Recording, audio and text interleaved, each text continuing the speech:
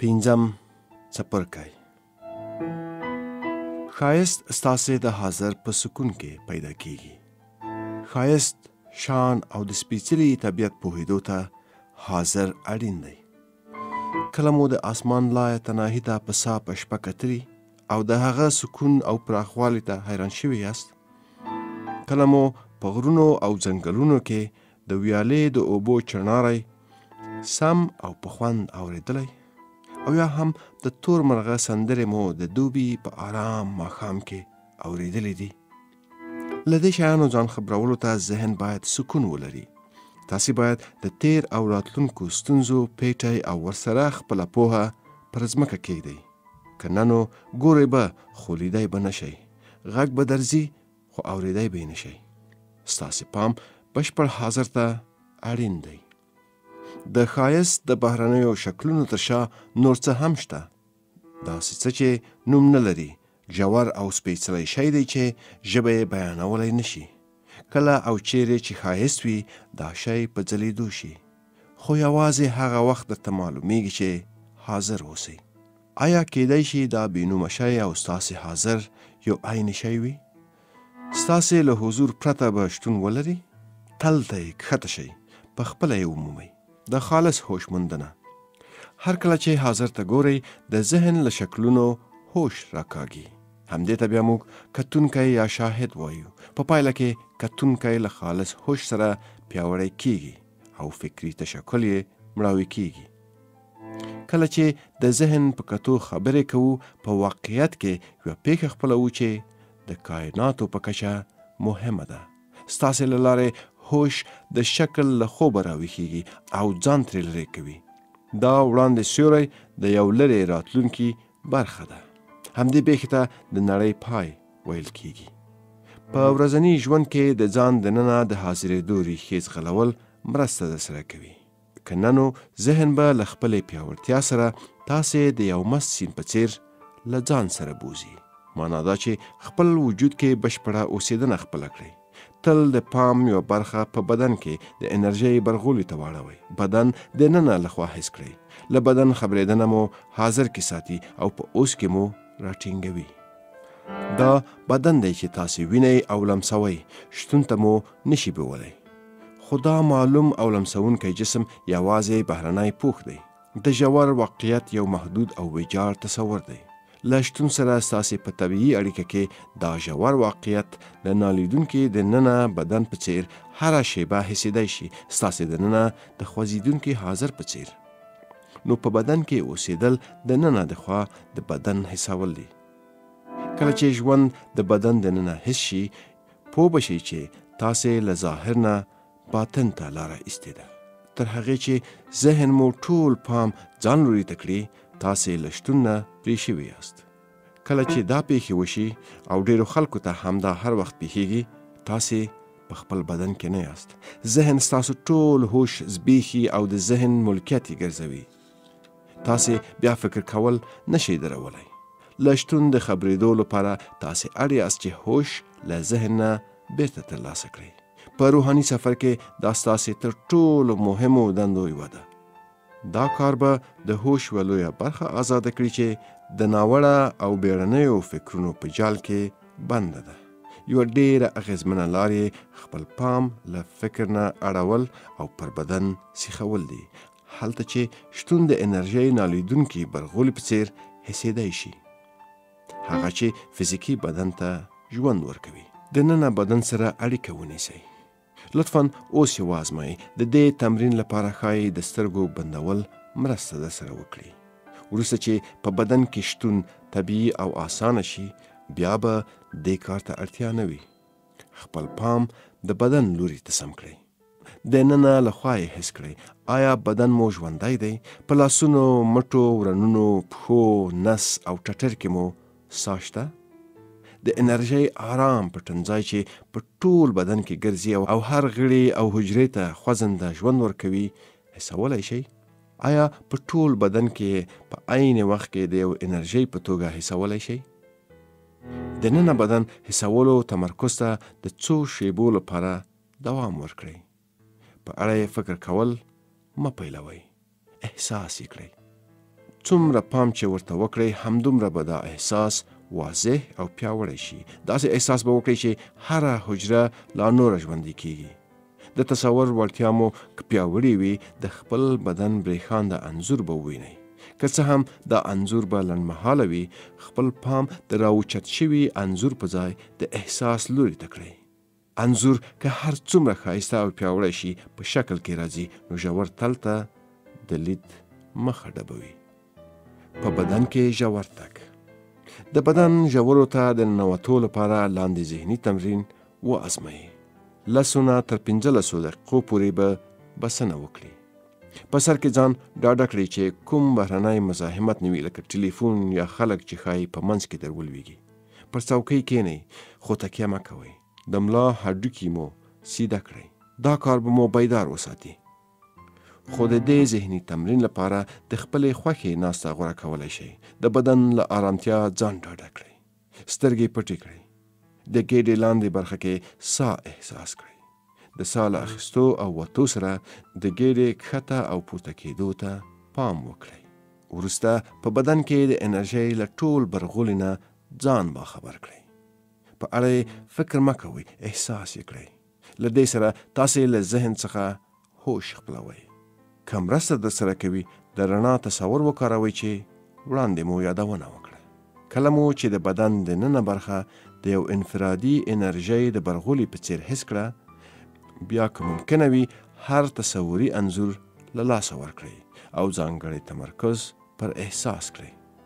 که کولی شئ د بدن فزیکي انځور له ذهنه وباسئ.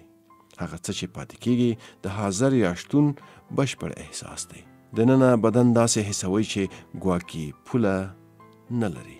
وروسته خپل پام نور هم احساس ته ژور بوځئ. ځان ورسره یو کړئ. د انرژۍ له برغولي سره یو ځای شئ چې نور ستاسې او ستاسې د بدن د کتونکي او کتل کېدونکي ترمنځ پوله نه وي. د بهر او ننه توپیر هم اوس له منځه ځي. یعنې د ننه بدن نور نه وي. د بدن ژورو ته له تګ سره تاسې بدن بل پړاو ته یوړو.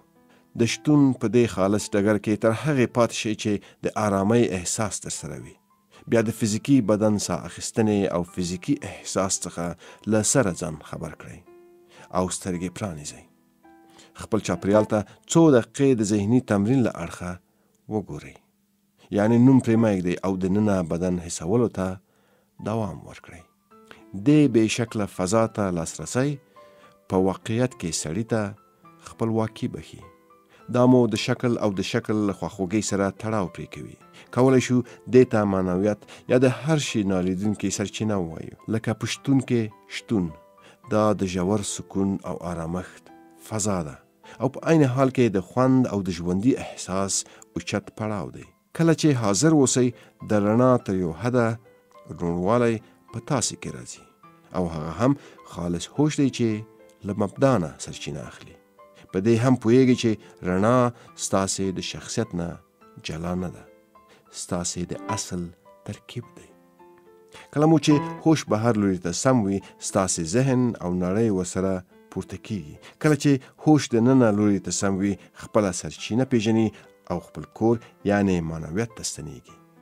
وروسته چې هوش خپلې اشغال شوې نړۍ ته ستون شي تاسې د شکل پیژندنه چې په لنډمهال کې مو پرېښې وه له سره خپلوئ. تاسې نوم، تیر، د ژوند وضعیت او راتلونکی لرئ. خو په یوه مهمه برخه کې تاسې هغه پخوانی شخص نه یاست. په ځان کې به تاسې یو واقعیت ته کتنه کړې وي چې په دې نړۍ کې نشته. که څه هم له نړۍ جلا نه ده، لکه ستاسې نه چې جلا نه ده. اوس خپل روحاني تمرین په دې ډول وکړئ. په خپل ورځني ژوند کې خپل 100% پام بهرنۍ نړۍ او خپل ذهن ته مه اړوئ. یو څه پام دننه وساتئ. ان د ورځنیو کارونو پر مهال دننه بدن مو احساس کړئ. په تیره بیا د اړیکو سره په ښکیلتیا او یا طبیعت سره په اړیکه کې. دا امکان لري چې په ټول ژوند کې له خپل معنویت نه خبر اوسئ. د یو ژور سکون په توګه یې تاسې په خپل چاپریال کې حسولی شئ. داسې آرامتیا چې په هیڅ ډول شرایطو کې له تاسې څخه نه ځي. تاسې د معنویت او مادیاتو د خدای او نړۍ ترمنځ د پله خواص خپلوئ. دا له مبدا سره د اړیکې حالت دی چې موږ یې د زړه روښنایي بولو. ژورې ریښې دننه ولرئ. د دې راز دننه بدن سره د تلپاتې اړیکې حالت دی چې هر وخت یې احساس کړئ. دا به مو ژوند ژور بدل کړي. څومره هوش چې دننه بدن ته سم کړئ، هغومره یې د خوځېدنې دوام لوړیږي. کټ مټ لکه د څراغ اندازه چې تاسې یې په لاس لوړوئ او برېښنا یې ورډېروئ. د انرژۍ په دې لوړه کچه منفي والی نور پر تاسې اغیز نشي کولی او داسې نوي شرایط ځان ته جذبوي چې دا په لوړه کچه منعکسوي. که خپل پام د امکان تر حده په بدن کې وساتئ، په اوس کې به میخ شئ. بهرنۍ نړۍ کې به ځان ورک نه کړئ او نه به هم په خپل ذهن کې ورک شئ. فکرونه او احساسات، ویره او غوښتنې به لا هم وي، خو پر تاسې به حاکمې نه وي. لطفا خپله پاملرنه وازمئ چې دا شیبه چیرې ده. تاسې ماته غوږ یاست یا دا الفاظ په کتاب کې لولئ. دا مو د پاملرنې تمرکز دی. په عین حال کې له بهرني چاپیریال، خلکو او نورو شیانو خبر یاست. د دې ترڅنګ ښایي ځینې ذهني فعالیتونه د هغو شیانو شاوخوا وي چې تاسې اورئ یا لولئ، لکه د ذهن تبصره. خو اړتیا نشته چې دا شیان مو ټوله پاملرنه وزبیښي. وګورئ چې دننه بدن سره په عین وخت کې اړیکه نیولی شئ که نه. د پاملرنې یوه برخه دننه وساتئ. مه پرېږدئ چې ټوله بهر لاړه شي. بدن مو د انرژۍ د یو انفرادي پټنځای په څیر دننه لخوا حس کړئ. تقریبا لکه په ټول وجود سره چې اورئ یا لولئ. همدا تمرین راتلونکو څو ورځو او اونیو کې غوره کړئ. خپله بشپړه پاملرنه ذهن او بهرنۍ نړۍ ته مه ورکوئ. معلومه ده چې څه کوئ پر هغه تمرکز وکړئ، خو کله چې ممکنه وي دننه بدن حس کړئ. بیا وګورئ چې دا مو څومره د هوش وضعیت او د هغه کار کیفیت چې ترسره کوئ بدلوي. څه چې وایم هغه یوازې مه منئ یا مه ردوئ، ویې آزمایئ. د محافظت سیستم پیاوړي کول. د ځان درملنې لپاره یو ساده او پیاوړی روحي تمرین شته چې د اړتیا پر وخت به ستاسې د بدن د خوندیتوب یا محافظت سیستم پیاوړی کړي. کارونه یې په ځانګړې توګه هغه مهال اغېزمنه ده چې تاسې د ناروغۍ لومړۍ نښې احساس کړئ، خو په موجودو ناروغیو کې هم کارېدی شي. که په دوامداره دمو او کلک تمرکز وکاروئ، که د انرژۍ برغولي ته د منفي افکارو لخوا مساهمت کیږي، دا تمرین به یې مخه ډپ کړي. خو په بدن کې د هرې شیبې تمرین ځای ناستی نشي کېدی، په دې چې اغېز به یې لنډمهاله وي. راځئ چې ورشو. کله چې د څو دقیقو لپاره فارغ یاست، په تیره بیا د شپې لخوا په وروستیو شیبو کې مخکې له دې چې ویده شئ یا لومړنۍ څو شیبې په سهار کې چې له خوبه راپاڅئ، بدن مو د هوش په سیل کې ډوب کړئ. سترګې بندې کړئ، ستونی ستغ یا د شا پر تخته اوږد وغځېږئ. د بدن نورې برخې وټاکئ او په اول کې لنډمهال تمرکز پرې وکړئ، لکه لاسونه، پښې، مټې، ورنونه، ګېډه، ټټر، سر او داسې نور. څومره چې کولی شئ ژوندۍ انرژي د دې غړو په منځ کې په کلکه حس کړئ. په هر غړي کې تر 15 ثانیو پاتې شئ. وروسته خپل پام په بدن کې څو ځلې د څپو په شان وبهوئ، له سره نیولې تر پښو او بیا له پښو تر سره. دا به یوازې څه باندې 1 دقیقه وخت ونیسي. له دې وروسته د انرژۍ یو انفرادي برغولي په څیر د ننه بدن بشپړ احساس کړئ. همدا احساس څو دقیقې وساتئ. په دې وخت کې د بدن په هره حجره کې ټینګ په حاضر کې اوسئ. اندېښنه مه کوئ که کوم وار بدن ته پاملرنه ذهن درڅخه یوړه او تاسې په فکر کې ولاړئ. څنګه مو چې ورته پام شو، خپله پاملرنه له سره دننه بدن ته ستنه کړئ. د بدن خلاقه کارونه. که ذهن مو د کوم ځانګړي کار لپاره کاروئ، د ننه بدن سره یې ګډ وکاروئ.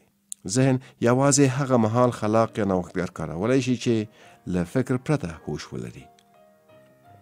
دې حالت ته د ننوتو اسانه لار د بدن له لارې ده. کله چې یو ځواب د حل لار او یا خلاق فکر ته اړتیا وي، د ننه انرژۍ برغولي په تمرکز سره یوه شیبه فکر کول ودروئ. له سکون، ځان خبر کړئ. کله چې فکر ته وګرځئ، فکر به مو تازه او خلاق اوسي.